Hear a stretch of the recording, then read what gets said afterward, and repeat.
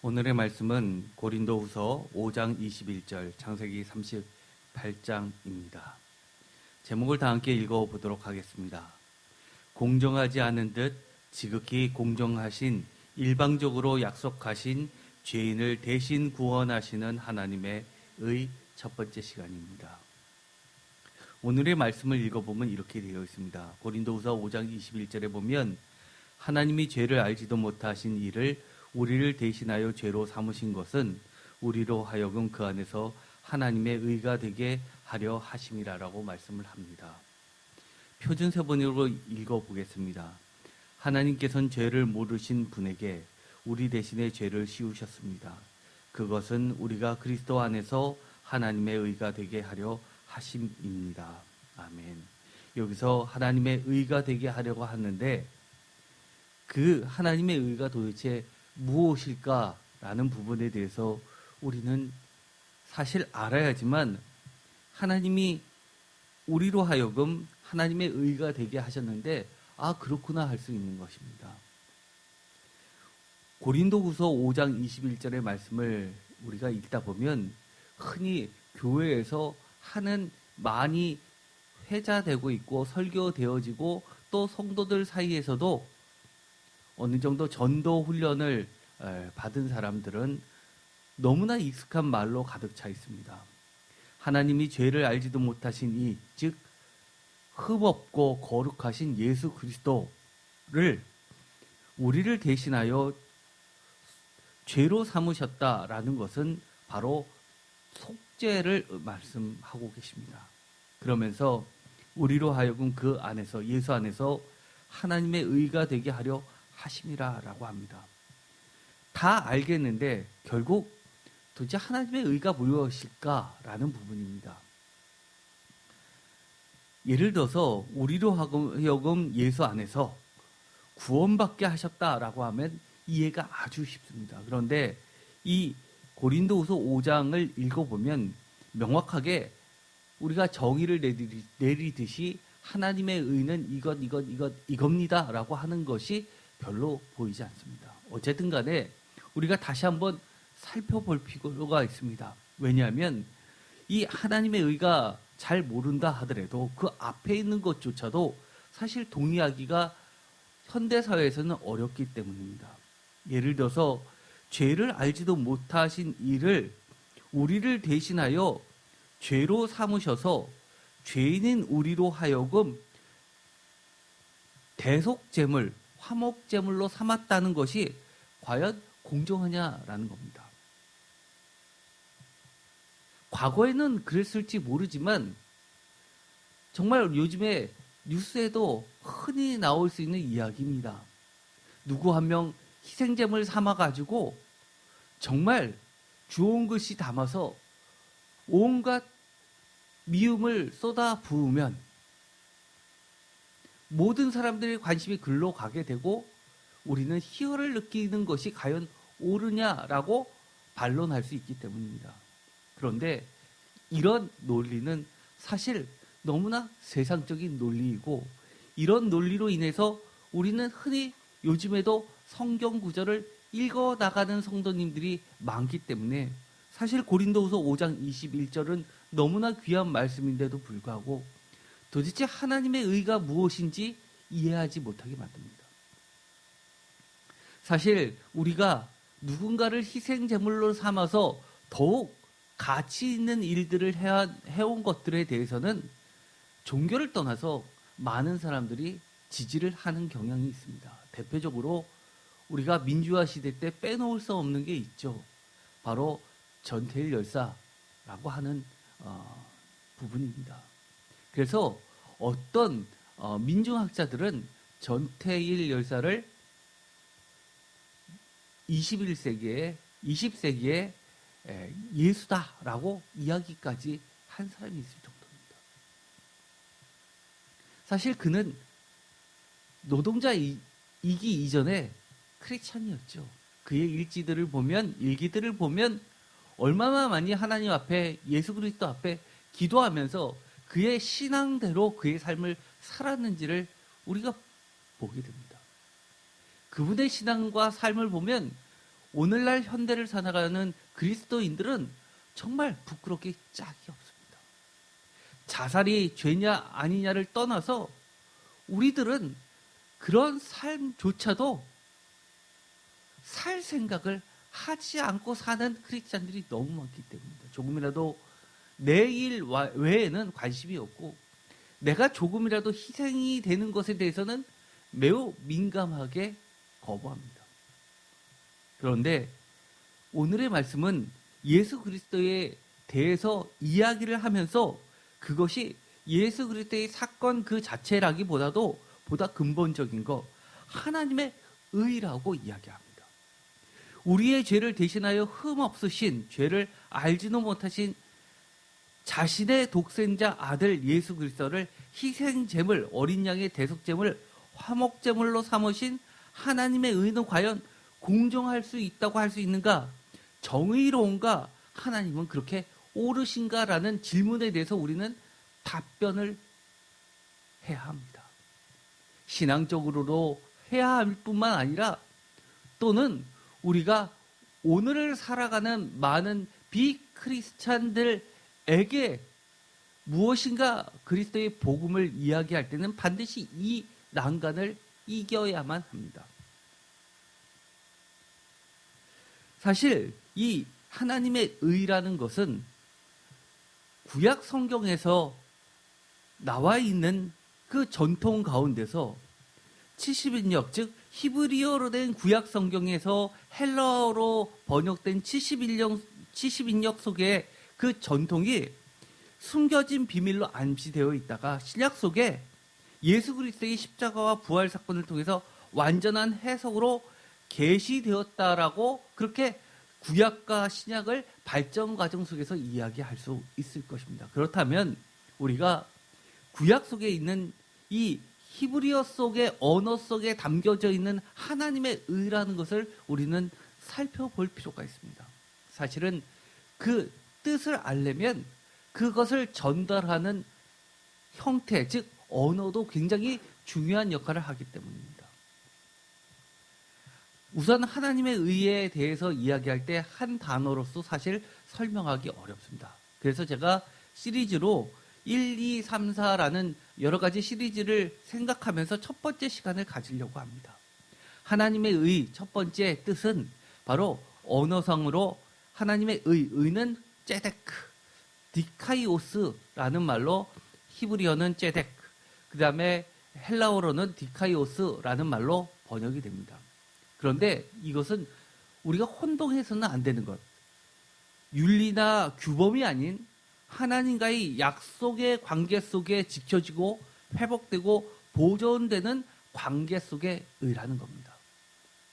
우리가 윤리적으로 옳다, 규범적으로 옳다라고 생각하면 오늘에 있었던 이 하나님의 의라는 개념은 결코 동의할 수 없는 겁니다. 왜 누군가를 희생시켜야만 합니까? 라고 질문하는 것에 우리는 모두 부끄러워해야 하기 때문입니다.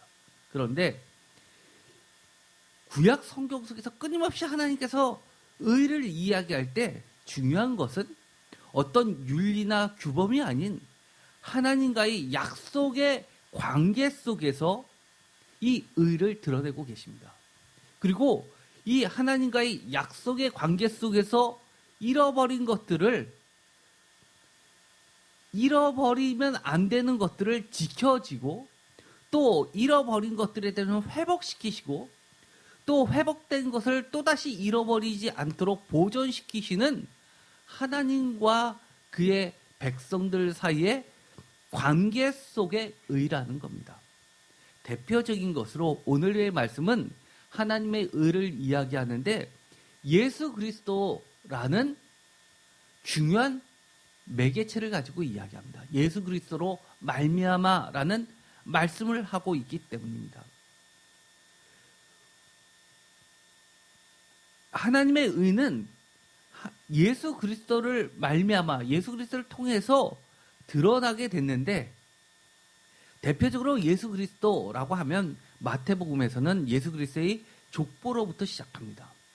우리가 너무나 잘 알고 있죠. 마태복음 1장 1절 아브라함과 다윗의 자손 예수 그리스도의 계보라라고 하면서 2절에 아브라함이 이삭을 낳고 이삭은 야곱을 낳고 야곱은 유다와 그 형제를 낳고, 이거는 누구나 다 많이 들었던 말씀입니다. 그런데 이것을 예수 그리스도의 계보라고 제목을 달아놨지만 이것을 다른 말로 표현한다면 이렇게 바꿀 수 있을 겁니다. 약속의 계보 또는 언약의 계보라고 바꿀 수 있을 겁니다. 즉 예수 그리스도는 약속의 결정체라는 겁니다. 언약의 계약의 진수라고 하는 것입니다. 그런데 이 약속의 계보에 우리가 흔히 들어왔던 정말 부끄럽기 짝이 없는 여인의 이야기들이 들어가 있는데, 첫 번째 3절에 보면 다말 이야기가 나옵니다. 다말 잘 알고 계시죠? 유다는 다말에게서 베레스와 세레를 낳고 베레스는 헤스론을 낳고 헤스론은 라함을 낳고 라고 이야기하는데, 유다는 다말에게서라는 이 말을 통해서 보면 이것이 정말 약속이냐 언약의 계보냐라고 말할 수 있느냐라는 겁니다. 어떻게 보면 약속이요 언약의 계보라고 말할 수 있다 하더라도 그런 약속과 언약을 통해서 이루어지는 이 모든 계보가 하나님이 인정하실 정도로 그렇게 의로운 계보냐 공정한 계보냐라고 우리가 물어봤을 때는 답변할 수 있냐는 겁니다. 여기서 우리는 이 간단한 예를 통해서 하나님의 의를 짐작하고 또 정의할 수 있을 것입니다. 창세기 38장에 보면 이 다말과 이 유다의 이야기가 나오게 됩니다. 그런데 이 이야기를 보면 첫 번째 받는 인상은 그렇습니다. 무엇인가 불공정하다는 겁니다. 무엇인가 깨끗하지 못하고 아주 윤리적이나 규범적으로 입에 담지 못할 그런 부끄러운 일이 성경에 기록되어 있다는 겁니다. 그런데 그것이 하나님의 의라고 치적적으로 신약에 와서까지도 이야기를 합니다. 창세기 38장 6절에 보면 유다가 장자 엘을 위하여 아내를 데려오니 그의 이름은 다말이더라 라고 되어 있습니다. 그래서 다말이 처음 소개가 됩니다. 유다라는 야곱의 아들 중에서 실질적으로 장자 역할을 하게 되죠. 그런데 이 유다에게 장자가 엘이 있었습니다. 부인은 다말이었는데 7절 끔찍한 일이 발생하죠. 유다의 장자 엘이 여호와 보시기에 악함으로 여호와께서 그를 죽이신지라.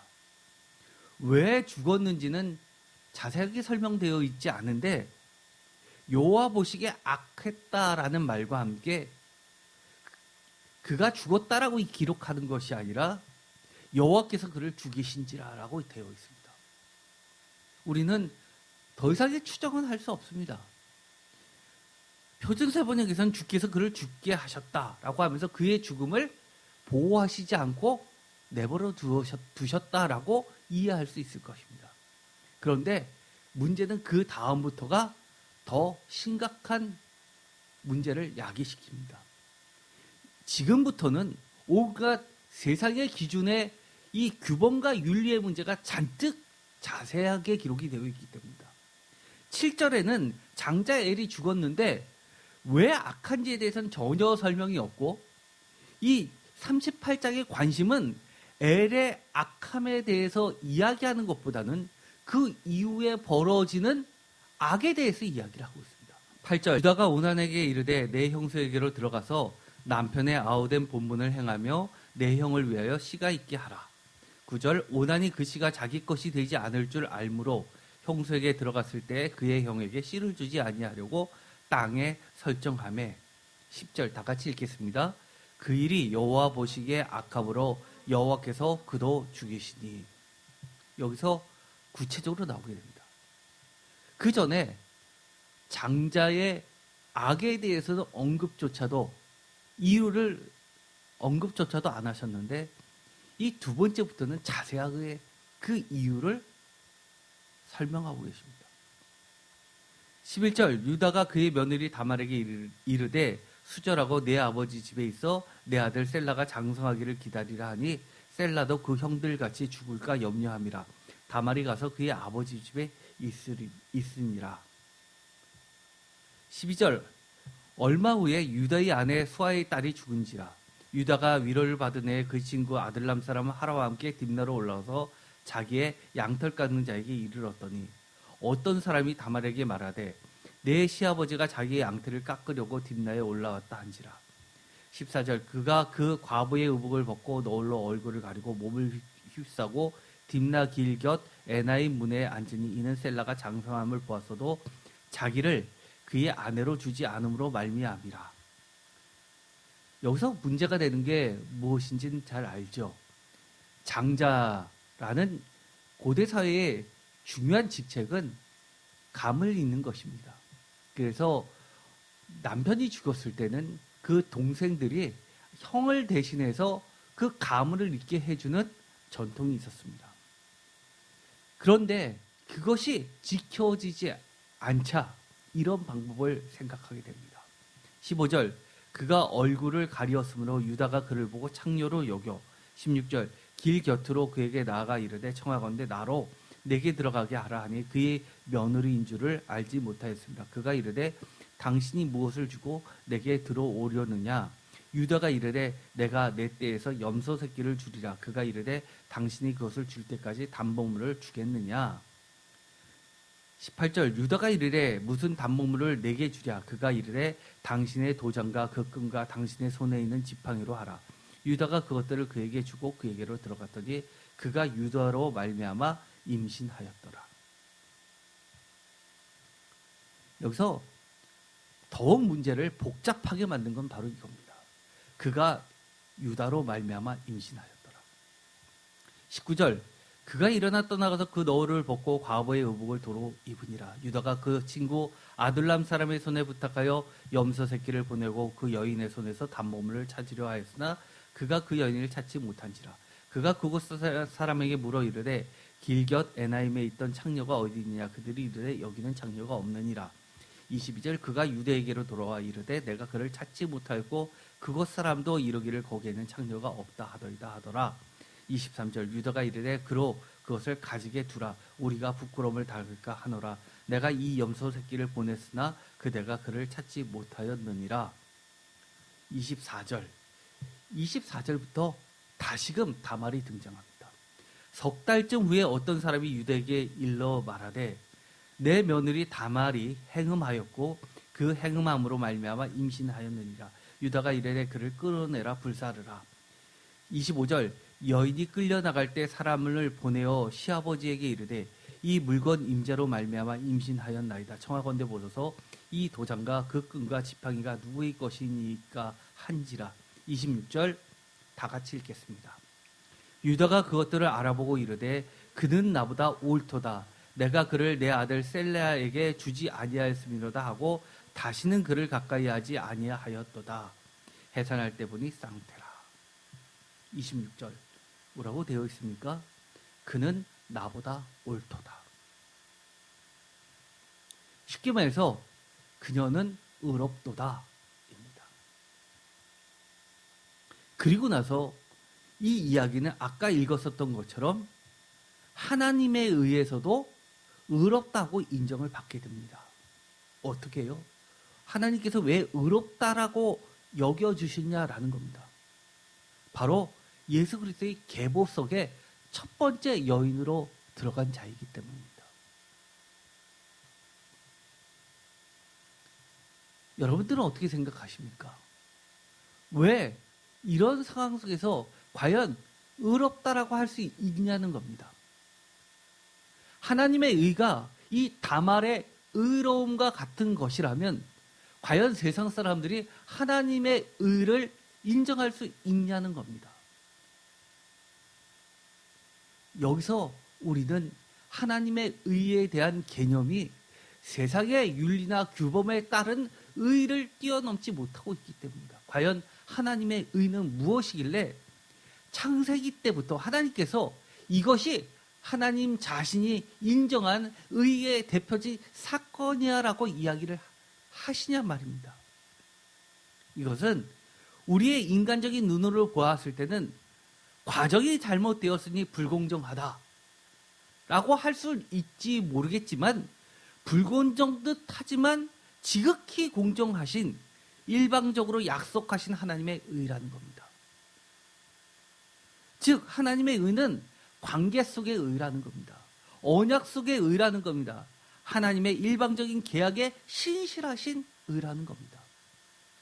즉 그 일방적인 약속, 계약에 근거한 그 약속을 지켜내는 신실하신 의라는 것은 약속된 권리를 하나님께서는 그 누구보다도 보호하시고 지키시고 또는 상실된 것을 구원하시고 회복시키시고 보존시키시는 하나님의 의라는 겁니다. 그렇기 때문에 윤리적인 의나 규범적인 의의 테두리에 갇혀 있지 않고 구속되지 않는 초월적인 하나님의 의가 되는 겁니다. 다시 이야기하면 이런 겁니다. 하나님께서 일방적으로 선택하시고 약속하신 하나님의 백성들의 불의에도 불구하고 다시금 용서하시고 속죄하여 주시고 구원하여 주시고 잃어버린 권리를 찾아주시고 다른 말로 이야기하면 사건으로 이야기하면 출애굽시켜 주시고 회복시켜 주시고 지켜주시고 승리를 주시며 보존시켜 주시는 하나님의 의라는 겁니다. 좀 복잡하죠? 다시 한번 이야기해 볼까요? 관계 속의 의, 이 다말의 의는 어떤 관계 속에 놓여 있었을까요? 이 다말이 갖고 있었던 관계는 바로 이 이스라엘 백성이라는 하나님의 백성이라는 언약 관계 속에 있었던 하나의 지체입니다. 그런데 어떤 계약 관계 속에 어떤 권리를 갖고 있었냐 하면 결혼과 동시에 하나님의 백성의 대를 잇는 권한을 갖게 된 겁니다. 그런데 그 권리가 무참히 짓밟혔습니다. 하나님께서는 이 다말에게 최종적으로 너가 의롭다라고 이야기하는 것은 그 과정이 규범적이냐 윤리적인 것을 따지는 것이 아니라 하나님께서 약속하신 그 약속과 계약이 얼마나 중요하고 또 그 약속을 믿고 바라보고 그것을 잃지 않으려고 끝까지 붙잡았는지를 보시는 겁니다. 그런 자들에게는 하나님께서 그 누구보다도 그 약속을 스스로 지켜내시는 하나님이라는 겁니다. 그게 왜 공정하냐라고 물으실 수 있겠지만 우리 자신을 돌아볼까요?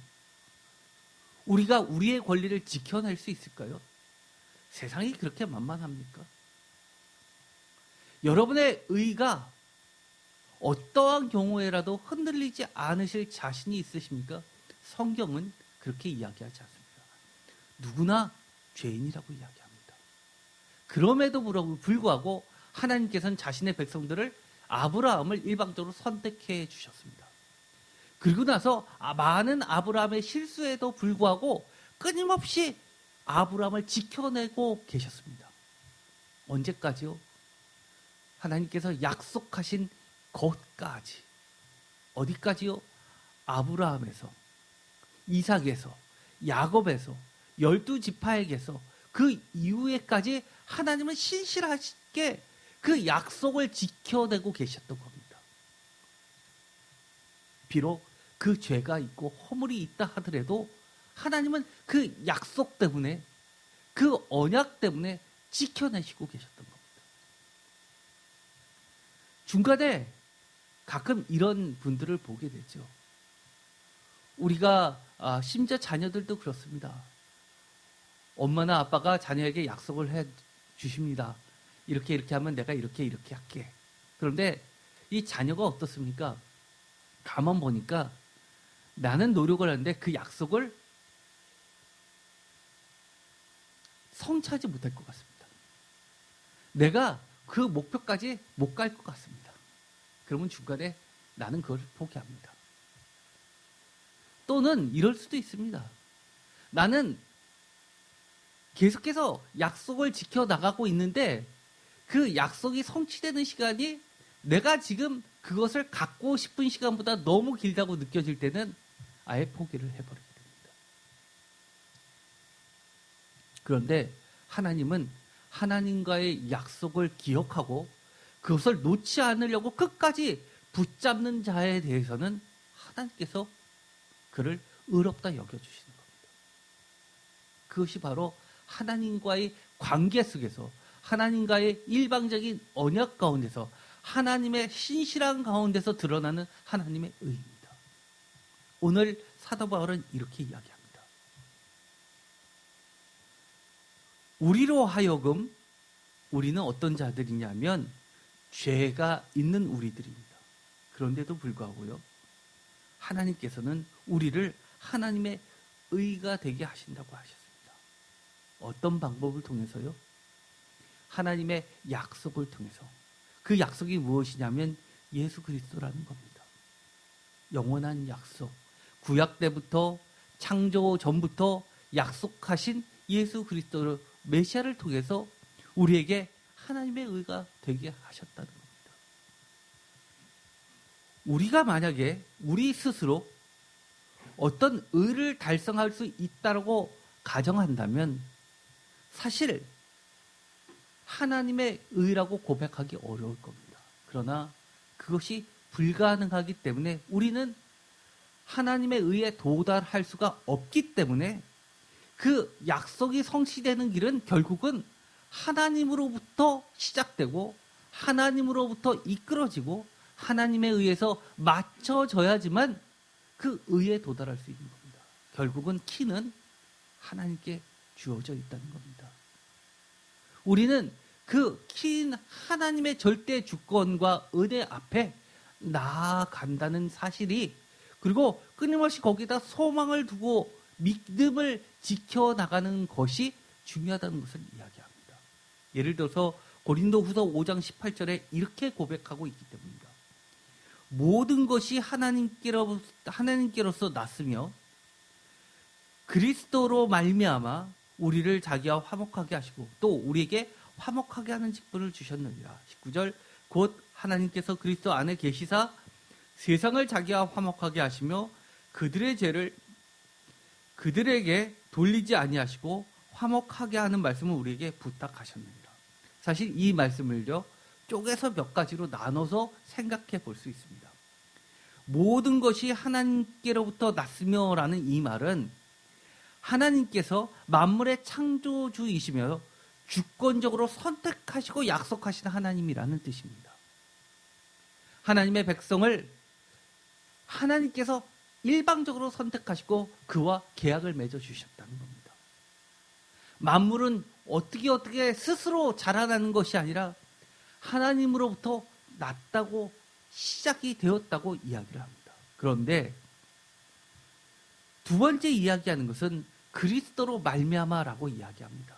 즉 창조주부터 약속하신 그리스도 때문에 하나님께서는 그리스도로 말미암아 하나님의 의를 이루신다는 겁니다. 세 번째, 하나님께서는 그리스도 안에 계시사 19절에 있는 말씀을 통해서 하나님께서는 누구를 통해서 온전히 자신을 계시하시냐 하면 바로 예수 그리스도 안에서 하나님이 온전하게 드러나신다는 말씀이고, 바꿔 이야기하면 하나님은 다른 곳에 계신 것이 아니라 그리스도, 예수 그리스도와 함께 친히 계신다는 말씀입니다. 그래서 그런 하나님께서 어떻게 하셨냐? 죄가 있으면 심판하고 죄가 없으면 인정해 주는 것이 아니라 죄가 있음에도 불구하고 하나님의 의, 즉 옳음이라고 인정해 주는 것은 그들의 죄 때문이 아니라, 또는 그들의 의로움 때문이 아니라 하나님의 약속하신 그리스도 안에 계신 하나님 자신 때문이라는 겁니다.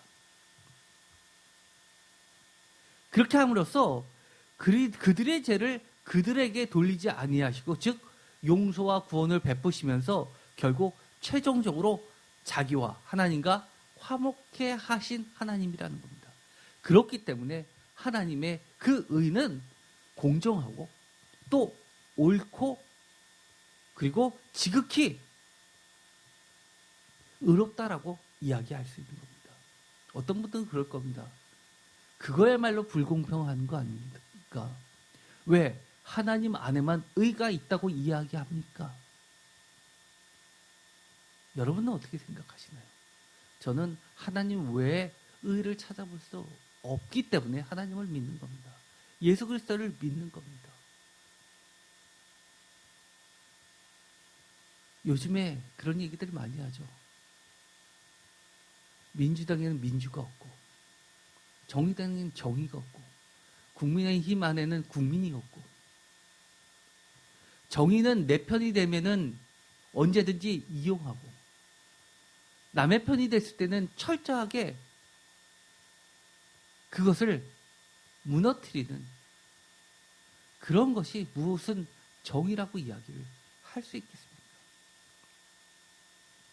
이해관계만 남아있을 뿐입니다. 세상에 과연 의로운 게 있을까요? 저는 이렇게 이야기하고 싶습니다. 우리 인간은 스스로 어떤 의라는 것에 도달할 수가 없습니다. 그런데 어떻게 우리가 하나님의 의가 될 수 있겠습니까?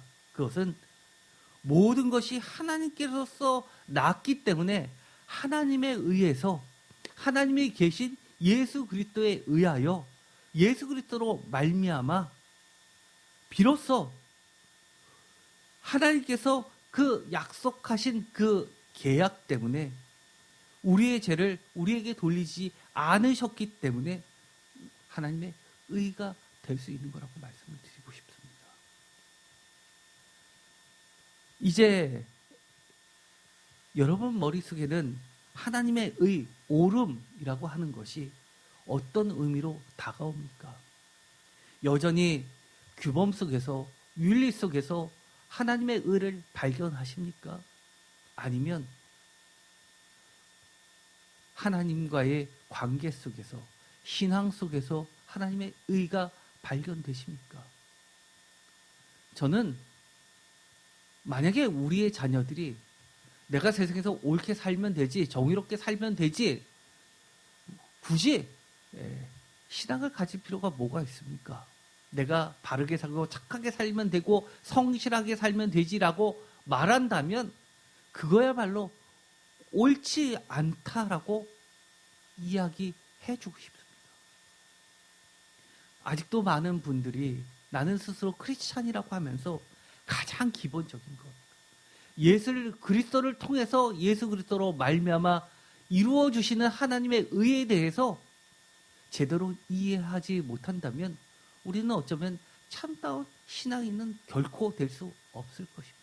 오늘 이 말씀이 조금은 어려울지 모르지만 다시 한번 다말의 사건을 되새겨 보면서 왜 하나님께서 의롭다라고 인정하셨는지를 묵상하면서 내 자신이 바로 유다와 다말 사건의 일부분이라는 것을 인정하게 되는 순간, 그렇지, 하나님의 의가 되게 하신 그 은혜가 얼마나 큰지를 깨닫게 될 줄 믿습니다. 기도하고 마치겠습니다.